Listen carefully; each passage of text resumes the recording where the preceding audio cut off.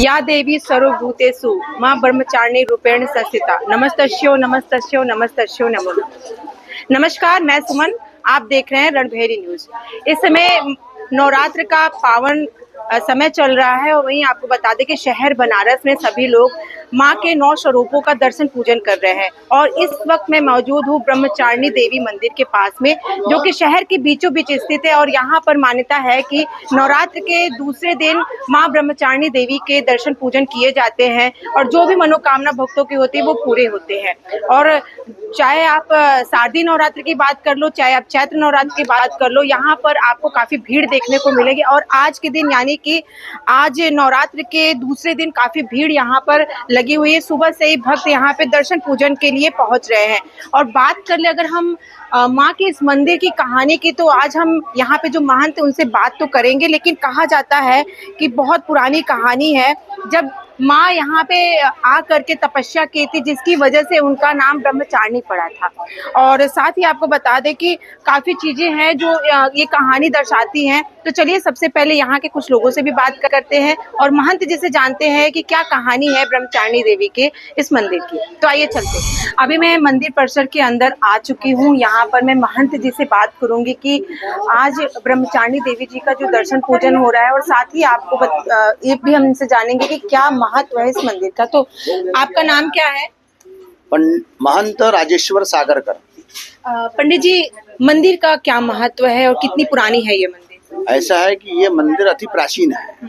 इसका कोई ये नहीं है कि 1500 साल पुराना है। ये अति प्राचीन मंदिर है और इनका नवरात्र में जो है द्वितीया तिथि को दर्शन होता है। और पहले तो हम आपको बता दें कि नवरात्र 4 होते हैं, 2 नहीं होते हैं। लोगों को जानकारी है कि 2 ही नवरात्र होते हैं, लेकिन नवरात्र 2 नवरात्र, आश्विन नवरात्र, चैत्र नवरात्र और 2 नवरात्र होते हैं गुहिया नवरात्र। वो कब पड़ते हैं? वो आषाढ़ शुक्ल पक्ष में पड़ते हैं, एक माघ शुक्ल पक्ष में पड़ते हैं। ये 2 नवरात्र और पड़ते हैं। उसकी भी उनको दोनों नवरात्र की भी मान्यता उतनी ही है जितनी ये जो दोनों नवरात्र है, उससे भी अधिक ही है। तो इनका चारों नवरात्र में द्वितीया तिथि को दर्शन होता है। इनका दर्शन पूजन करने से विशेष पुण्य फल प्राप्ति होती है। कहा गया है कि सर्वा बाधा विदुर्मुक्तो धन धान्य सुतान्वतः मनुष्यो मत प्रसादेन भविष्यति संशयः। सर्वा बाधा मतलब बाधा, मतलब व्यापार बाधा, रोग बाधा, शत्रु बाधा, किसी भी प्रकार की बाधा अगर आती हो आपके कार्य क्षेत्र में, तो भगवती का इस मंत्र का जप करने से सर्वा बाधा विदुर्मुक्तो धन धान्य मतलब बाधा भी दूर होती है और धन धान्य सुतान्वतः मनुष्यो मत प्रसादेन। इस मंत्र का जप करने से भगवती विशेष प्रसन्न होती है और सभी मनोरथ पूर्ण करती है। और दूसरा क्या है कि इनकी छोटी सी कथा है कि एक बार भगवान शिव ने ब्रह्मा को आदेश दिया कि ऐसा है कि आप सृष्टि का निर्माण करिए। तो जब सृष्टि का निर्माण करने के लिए ब्रह्मा प्रयत्नशील है, तो सृष्टि का निर्माण उनसे नहीं हो रहा था। तो वो बड़े परेशान हो गए कि इतना प्रयत्न कर रहे हैं, इसके बावजूद सृष्टि का निर्माण क्यों नहीं हो रहा है। तो फिर भगवान शिव के पास गए। उन्होंने कहा कि सृष्टि का निर्माण नहीं हो पा रहा है हमसे, क्या बात है। तो भगवान शिव ने कहा कि ऐसा जब तक शक्ति की उपासना नहीं करेंगे तब तक सृष्टि का निर्माण नहीं हो सकता है। तो उन्होंने घनघोर तपस्या किया। ब्रह्मा ने तपस्या किया। फिर भगवती ने जो है विराट स्वरूप में उनको दर्शन दिया। और दर्शन देने के बाद ब्रह्मा से पूछा कि क्या बात है, आप इतनी घोर तपस्या क्यों कर रहे हैं। तो उन्होंने हाथ जोड़ के प्रार्थना किया कि माता, इस सृष्टि की रचना करना चाह रहे हैं, हमसे नहीं हो पा रही है, आप हमारे ऊपर कृपा कीजिए कि इस कारण से इस सृष्टि की रचना हो सके। तो भगवती ने ब्रह्म दंड अपना प्रदान किया है ब्रह्मा को। उस दंड के कारण, देने के कारण इनका नाम ब्रह्मचारिणी पड़ा। और उसी ब्रह्म दंड के कारण इस सृष्टि की रचना अभी है। इस सृष्टि में आप हम लोग सब कोई रहते हैं, ये इनकी कृपा से सृष्टि की रचना है। ये इनका संक्षिप्त हुआ है। इस समय नवरात्र में सुबह से भक्तों का तांता लगा हुआ है। लगभग कितने भक्तों ने आज दर्शन पूजन किया होगा? ऐसा है कि ये सबसे पहले तो ये 3 बजे प्रातः काल 3 बजे मंगला हुई। मंगला होने के बाद भगवती का जो है स्नान भया। स्नान होने के बाद भगवती का जो है षोडशोपचार पूजन भया। षोडशोपचार पूजन होने के बाद श्री सूक्त के मंत्र के द्वारा भगवती का अभिषेक भया।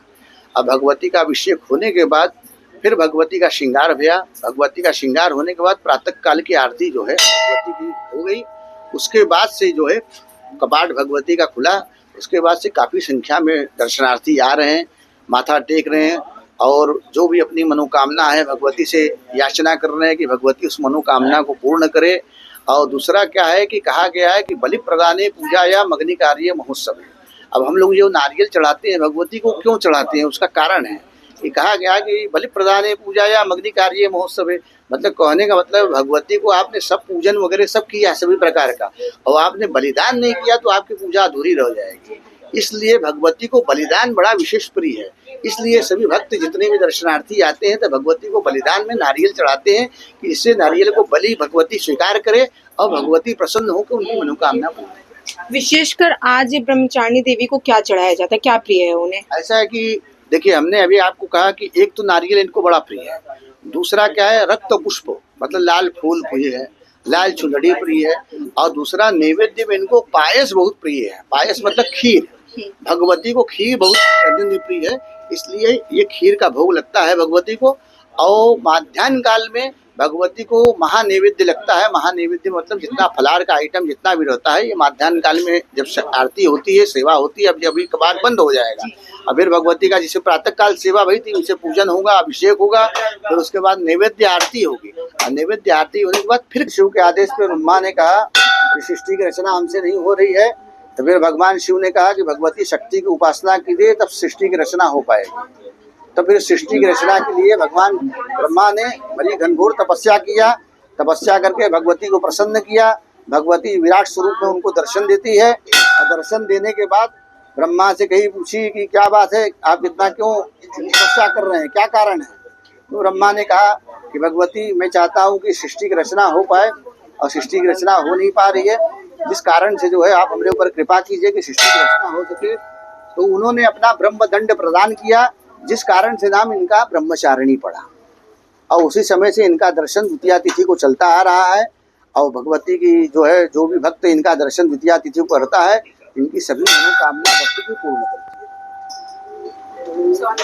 और जैसे हर मंदिर का होता है, कोड़ी माता मंदिर का एक विशेष चढ़ावा होता है, हाँ। बंदी माता मंदिर का एक विशेष चढ़ावा होता है, वैसे इस मंदिर का क्या विशेष चढ़ावा होता है माँ के प्रसाद के रूप में? माँ के प्रसाद के रूप में अभी हमने बताया कि यहाँ खीर का भोग विशेष भगवती को प्रिय है। तो खीर भगवती को पायस, संस्कृत में पायस कहते हैं, हिंदी में खीर कहते हैं। तो खीर का भोग भगवती को अत्यंत प्रिय है।